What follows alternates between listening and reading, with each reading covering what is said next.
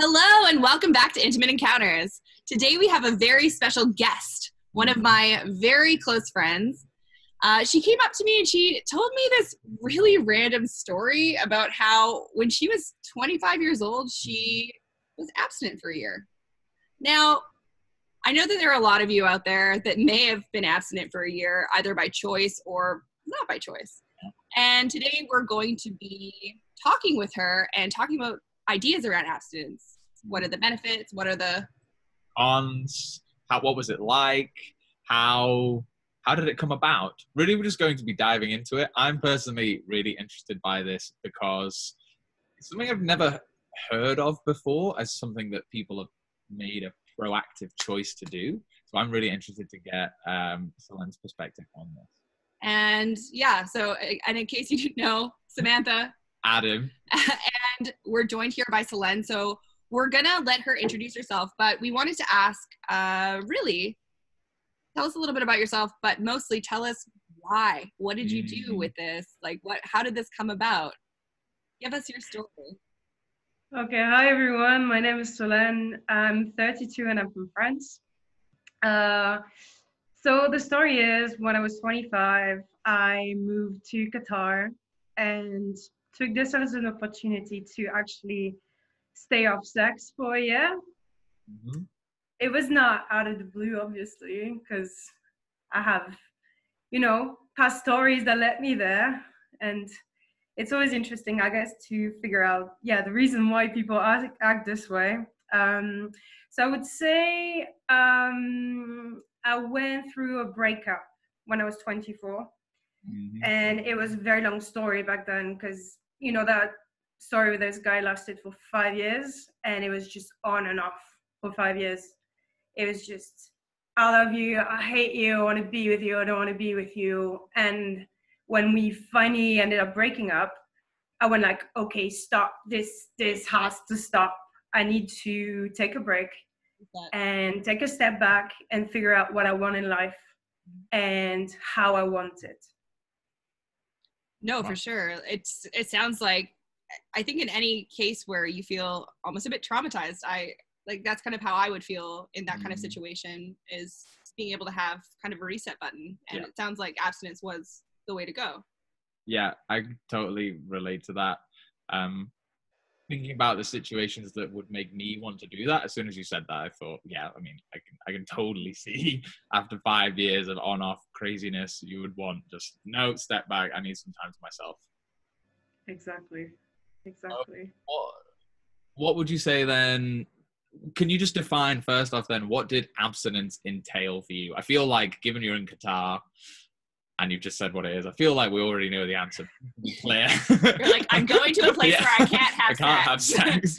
So I was like, legally have sex with anyone. Literally. Wow. This is what it is. But most people break the rule.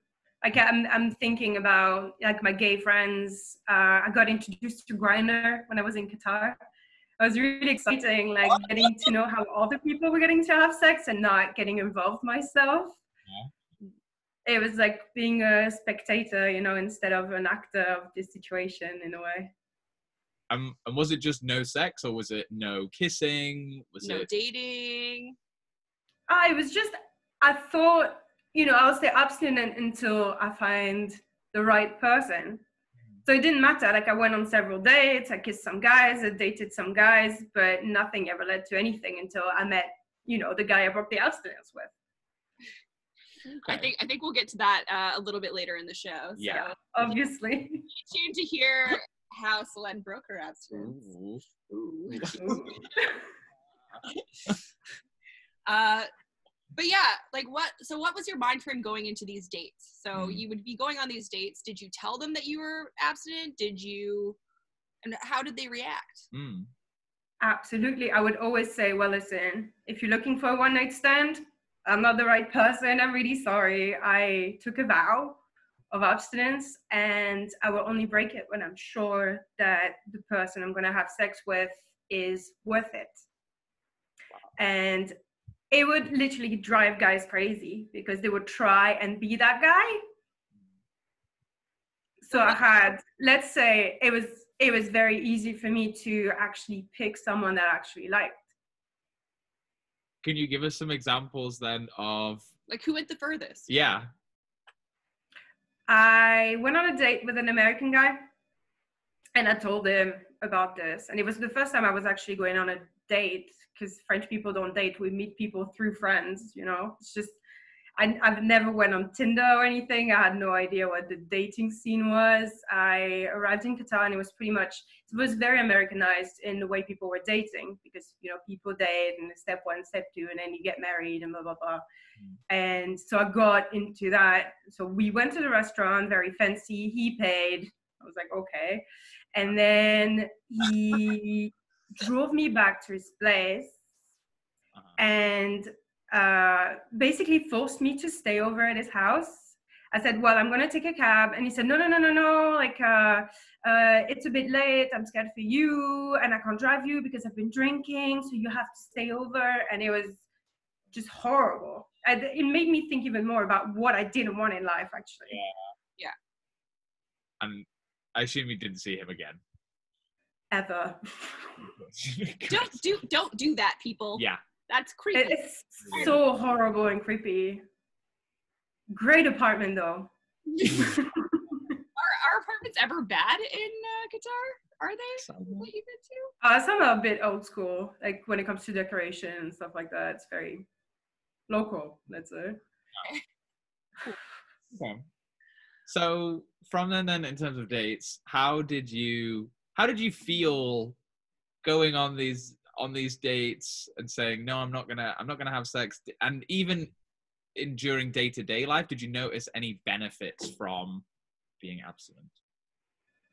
Oh, definitely. I mean, it's especially in Qatar, because the men to women ratio is 20 for women and 80 for men. So it was like being in a supermarket pretty much, but I didn't want to eat. I didn't feel hungry. Like Vansco. Like Vansco, but the situation's a bit different now. But yeah, back when I was single, it was just, yeah, crazy. But no, I dated someone for a while. We were friends, and then and nothing happened ever, not because we didn't want it, but because things just ended up never happening. And I love that this, you know, could have been a guy that I slept with, but I didn't. And I think it kind of preserved something between us in a way. Not to have, you know, had sex. The forbidden fruit or something. But yeah, I mean, yeah. I think then there's things happening in my brain right now, but I don't really know how to communicate them. So go ahead. Okay. So this is interesting, actually, because I thought that, well, I guess I wasn't sure what your year of abstinence would look like. I feel like for me, I'm not sure I would have been going on dates. And I thought actually you'd set yourself a timeline of, no, I'm not going to have sex or do anything for a year. So I think this changes it slightly from more to, I just want to abstain from sex. It seems to me you're saying I'm abstaining from sex until I find the right person. And you want to just make sure that that's the case. And why then, it seems then what you said there, right at the end, it opened up a new avenue of friendship just in terms of guys, and that didn't have to include sex. And how do you feel that's benefited you moving forwards, if at all? I would say that the friendships that I built with guys back then are still very strong right now. Mm-hmm. I mean, this was back in 2012 and we're in 2020, and most of those people I'm still in touch with them. Not the guy, the American guy, obviously. Yeah. Yeah. I'm pretty sure he's married with kids. I don't know, whatever. But I would say that how could I phrase that? Yeah, it definitely helped with my friendships. Because it's harder when you say to a guy, I've got a boyfriend, and he doesn't want to be friends with you. But if you tell him, we won't have sex because I'm abstinent, it still opens a door. But would you say that it's easier for you now to have male friendships rather than No. No? No, it's harder now. Harder now. Why? Why? Oh, much harder now. Okay. Why? Because I'm in a relationship. Oh, okay. But did the things you learned from being abstinent apply now? It doesn't sound like they do. No, but it kind of helped me making the right choices and not fall into the same traps over and over again. Okay. And did you ever feel like you had these sexual urges where you thought, I'm really horny, I really need to get laid, and you had to stop yourself from having a one-night stand or something? Well, this is kind of what happened with the story I was telling you about that guy. Both of us, we had, how do you say, you have a build-up. Yeah. Mm-hmm. You have a build-up, and you see each other in the bar, you see each other at a party or something, and then you have a build-up. And at some point, I felt like he was not interested anymore, and I called him and I said, sorry, but if you're not interested, and I'm trying to stay abstinent, there's no point in what we're doing right now. Next thing I know, I hear ding dong on the door, and he's there. Wow. Oh. Was he naked? No, but he made it clear that he didn't come to, do the dishes. Oh. Or hoover the carpet. And the thing is, I was not ready. I was like, oh my God, I haven't had, sex in over 8 months. It was like over 8 months. I was not ready to have sex like right now. And I'm like, okay, I need a second. I'm going to the bathroom, freshen up. And when I get back to the room, he had fallen asleep. What? So this is why it never happened. But then the build-up was even worse because then I had this sexual urges that I couldn't, Wait, what? I couldn't do anything about them. And I was trying to wake him up, like, wake up. Nothing. No. How long? Nothing ever happened. How long were you in the bathroom for? I don't know, 5 minutes? No. And what time was it? I don't know, probably 11 p.m., midnight. I could see you falling asleep. Yeah, I probably would. I fall asleep quite a lot. Depends how horny I am, though. I thought you were going to say he was there naked, lying, spread eagled, saying, hello, baby. No, I didn't get anything. Okay, Nothing. but the morning after, surely. He stayed over. Yeah, what happened? Yeah, he woke up and he left. I had to go to work. That's the thing. It was a weeknight. Painful.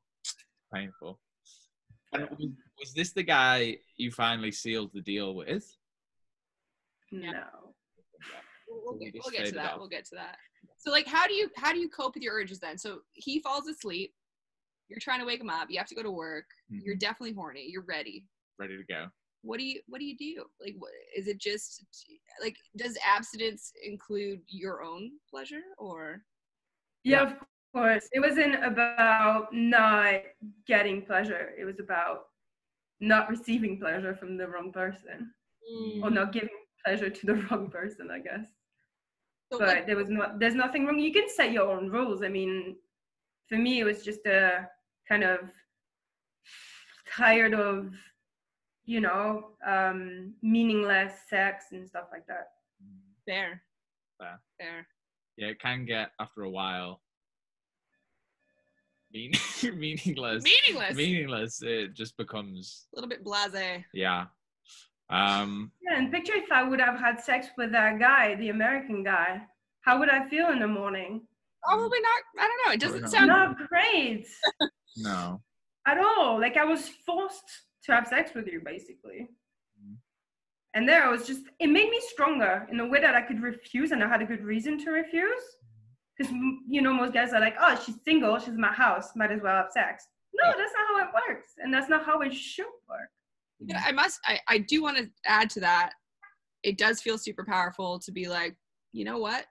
I don't want to have sex with you. I'm not on an abstinence streak. Mm-hmm. I just don't like you. Yeah. And although I invited you to my house, I need you to get the fuck out. So yes, you should be able to say it, definitely. And I mean, at 25, I don't know if I would have been able to do it in the same way without some kind of excuse, but at almost 32. I had one. And the best. That's something to use as well if you feel like, I definitely feel a bit nervous saying no to things in my life and causing confrontations. So if sometimes you feel you need a reason, saying you're on an abstinence challenge, that's kind of a nice one to have in your arsenal if you feel you need to. Sarah, but Sam is right. You shouldn't have to have an excuse to say no. You can say no without any reason. You shouldn't have to give one. But I totally understand if you're fearful, like being a woman, having a guy in your apartment would be terrifying. So any kind of excuse you can use to keep yourself safe, you do it. Yeah.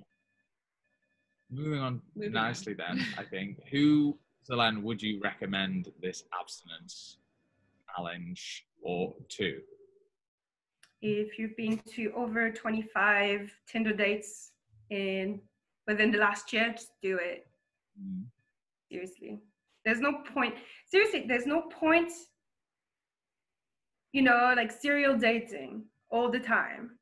I feel like life has always given someone at some point through friends or through things that you like. And I don't see why you should look and look and look and look.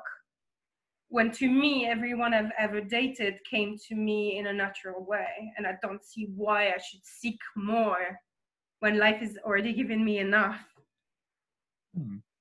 But it's just my own way of seeing things. Like, I do understand many of, my friends are on Tinder and, and they keep dating. But to me, it's just a little frightening. Like, I didn't like the only date I've ever had in my life was horrible. So I guess that's why. I mean, valid point. Look up from your phone, look up from your screen, and you might just even on this show, we've had people come on and say that they've met the other person because they looked up from their screen, and it's incredible. I don't know many people that have met online. Maybe back home, traveling, I haven't. Living abroad, I haven't. Everybody that has been abroad on a dating app has failed horribly, and it's just a tease. So yeah, I definitely agree with that. And I think on the flip side, though, I think it's okay if you feel like you want to go through a period like that. For me, I personally feel I am in a period like that where I do want a lot of people. So you can't. And I can't because I'm in Bansko and there's 90 guys. And there's nobody here. There's no one here and we're on lockdown. And I feel like God, that's terrible. I feel like I want more meaningless sex because. Wow. No. I've had times like that. But what I'm saying is, my point is that it's okay to want both. If you want that. Yes. That's what you want. If this is what you want, it's okay to want both. But I don't think most people go through abstinence, by choice. No. I mean, I can say that I've definitely done something similar to you, Celine, where I've what's the point in dating all of these losers and going on dates with these losers, trying to have sex with these losers, and all of that kind of stuff. And I've definitely stopped that in the last few years, mostly, I think. I don't use dating apps. Granted, I did download Tinder. Yeah, you downloaded it yesterday. I downloaded it yesterday. Saying how great everyone was. I'm curious to just know who's in Bansko. There might be someone you already met somewhere and you like. Exactly. And it might be a good way to get in touch with them. It's more just that I'm not allowed to not closeness, social too close. I can't actually. Distancing. No, the opposite, because I want to go and meet people. You want social closeness, but we're under social distancing. Exactly, those things. So Understood. This is why I'm using Tinder. Okay. In the last 24 hours. Makes sense. Anyway. Okay.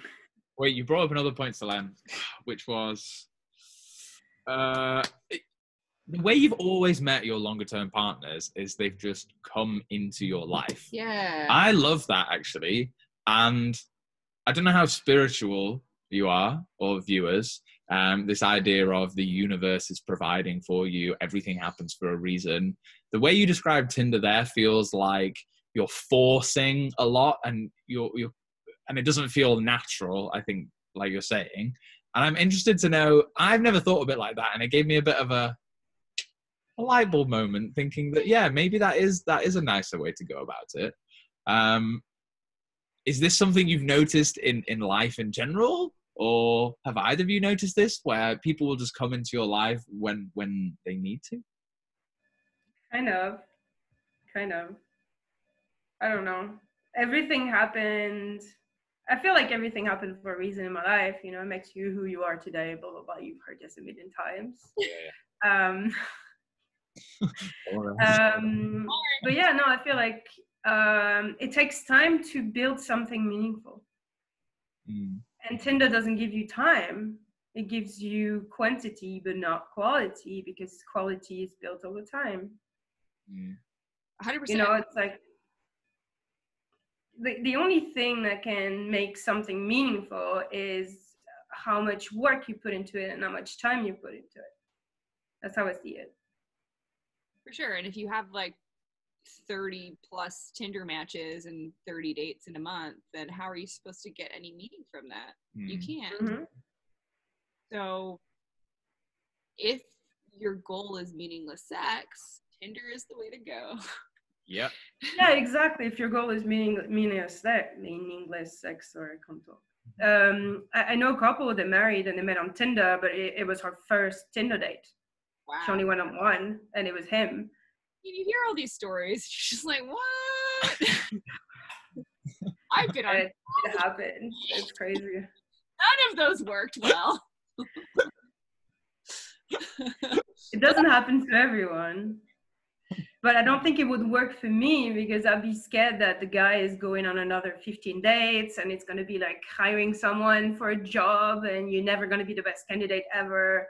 It's like, no matter if you are the best candidate or not, you're always never going to be the best candidate, because there's always somebody better that you can look for. So it's never, you're having an onflow of resumes pouring in. One of those is probably going to be better than you. And so if you just keep looking for that perfect resume, that perfect candidate, you're never going to get it. And that's the thing I hate the fucking most about dating apps. And also, yeah, and that's the thing. But if you hire someone, you get in a relationship with someone, and then you spend time training them. You know what I mean? Ta-da! Perfect match. So yeah, I took the analogy too far, I think. Sorry.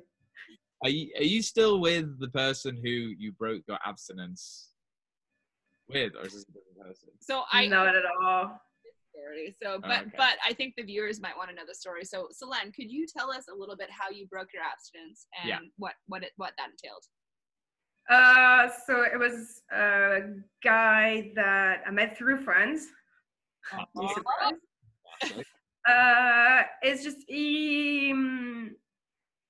how do you say? It's the only guy that I met there that had second degree. I think it started escalating very quickly, because we would spend like half an hour talking to each other, pretending we were someone else, but knowing that the other one knew. And it was like on another level. And I went like, okay, I rarely meet people that I can do that with. Celine, I don't know what you mean. Like, you're pretending to be other people? It's just, okay, so the story is, he's a journalist, and he had to interview Sean Paul, the singer, Sean Paul. Yeah. And I pretended like I was a big fan of Sean Paul the first time I met him. Okay. And we got into this, and I think he realized that I was not, and I was just like playing a role of like a fan. And it's just escalated very quickly. Okay. As in, escalated in what way? No, just in like, I liked him because he knew exactly what I was doing. Yes. And he got into it. Yes. Yeah. I love it when they play along. Nice. It's okay. nice. And he played along the entire night, pretty much. Yeah. No, we got it. And I was just like hyperventilating, like, can you get me an autograph and stuff like that. And I don't know, it just happened this way. But yeah, it lasted, I would say we chased each other for like 2 months, 2.5 months. Okay. Yeah. And I had this thing with this other guy that I broke off because I wanted to be with him. And we had sex end of the year, probably May or June, just before I moved away back to France. Okay. And it was not the right person for me. How is he not the right person for you? Yeah. I'm sorry if he's listening, but he left his Facebook open on my computer, and I kind of saw that he was still writing to his ex. And yeah. Old, still writing to your ex. Yeah. And not writing like, hey, how are you doing today? But kind of like, I want to get in your pants, kind of writing to her. Because, like, I do write to my exes sometimes, and I'm like, how's things with your children? And I feel like that's not really a... Well, this was not what it was. But funny enough, the next girl he started dating, he's been with her since then. So they've probably been together for like 6 or 7 years. So maybe it was a way for him to realize that he didn't want anyone like me. Great.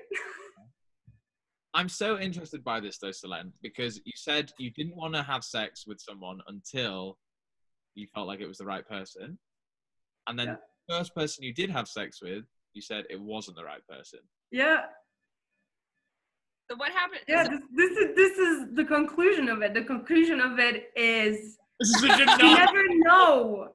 You never know. You never know. You never know. What? No, but it gave her the confidence too. What happened after you fucked this like terrible person? What happened after? Yeah, what happened after? I went back to it. I went back to abstinence for 5 months. Oh. And then what? Yeah. And then I met my current partner. And how long have you been together? Bit more than 6 years now. He's a cool guy. Pretty good. He is great. We Sam and I both know him. No, but what I mean is you never know. But I decided that, I wouldn't break the cycle. I wouldn't make the same mistakes again. It's like, okay, this was like a waste of time. Yeah. Or maybe not. Yeah. I think then this proves that you waited, and even things that seem really good can still turn out bad. And so for sure. But then sticking to it and going back to the abstinence, you've now found someone for sure you've been with for so long, who's obviously gone so much better with, and sounds much better than that other guy. Yeah. Also, I mean, yeah, you never know. But I think that for me, whenever I've been through periods of abstinence, I've always come out the other side better. Like I felt stronger. Yeah. I felt more in control of my life. Yeah. I felt like I'm choosing these situations, and I felt less damaged by the situations that I didn't choose. So even though you had this experience, I'm sure that it damaged you less than if you had just been fucking all of those guys like Adam. Yeah. Like, you poor woman, you could have had so much more. No, but it's not that. It's also avoiding being hurt and focusing on things like friendship or your passions or doing things that you want to do, because a relationship takes also a lot of space in your life. For sure. Yeah. I found and dating random guys is just like diving into a new world every time. Yeah. It's like, is this pool going to be hot, cold, or murky? Like, nobody knows. Or empty. Empty. Totally empty. We're going to dive head first. We're just going to horrible bleeding face, concussion, smash skull. Okay. That could happen as well. Yeah, okay, that could happen. Wow.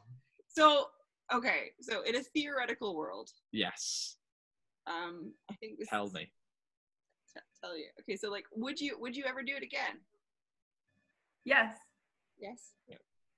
I feel like from what you said, Celine, I need abstinence after a breakup. I hate breakups. They're awful. I just feel so sad. And yeah, you don't want to dive into another relationship. You don't want to meet random people. I find I need to take a step back, focus on myself, find the happiness within me, and work on myself in other ways so that I can go back out into the world a better me. And when I am ready to meet someone new, they just get a better version of me. I think that's what a period of abstinence lets you do. I don't think they get a hornier version of you as well. Oh yeah. Yeah. That first girl, she probably will know she's the first girl. Yeah, but I kind of feel like that guy that I slept with was like a rebound. Yeah. I don't like a buffer. I don't see him as a mistake per se. Oh. But adding on quickly, I don't think it necessarily has to be you have to have a period of abstinence after a breakup. Okay, yeah. It can be any time. If you feel like after you've just plowed a bunch of women month after month. Yeah. Constantly. In that future. Yeah. You. Yeah. You might want Mansco me. You might want to take a breather. Yeah. And reevaluate what you're actually looking for in a woman. Yeah, definitely. That could be something. That could be a way to transition into manhood. Yeah.